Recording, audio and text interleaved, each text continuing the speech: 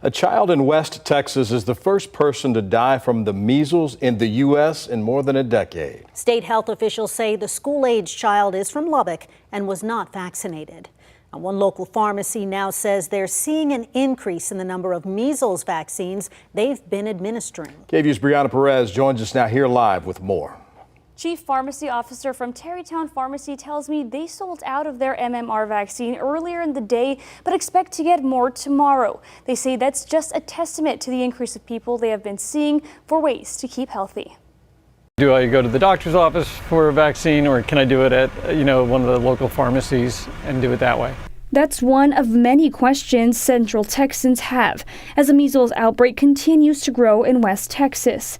Rainin Ching, the chief pharmacy officer for Tarrytown Pharmacy, says he's hearing them a lot more. They may have not remembered when they got a measles shot or if they're still protected. So a lot of the phone calls and people coming in that are asking us, they're just asking, what do I need to do? Or am I protected? Or what can I do to make sure that I am protected? Measles is a highly contagious respiratory illness. It can be spread by direct contact with infectious droplets or airborne when a person coughs or sneezes.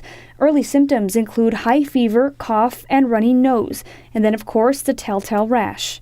I think it's definitely surprising for healthcare providers because, there's some physicians and pharmacists that have practiced their whole careers and haven't seen a case of it. State health officials say the best way to prevent getting sick is to get 2 doses of the MMR vaccine, which can be 97% effective against measles.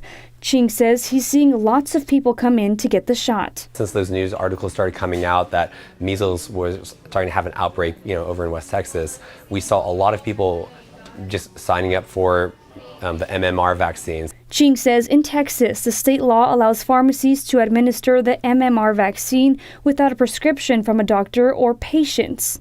Rama Thiagarajan, infectious disease expert, says vaccination rates in some parts of Texas fall way below the national average. And the reasons are many. I think there has been concerns. I think, as you know, with the COVID pandemic, there was a lot of pushback about vaccination, so that has something to do with it. She encourages the community to get vaccinated and says not to panic, but be aware if you are in an outbreak county.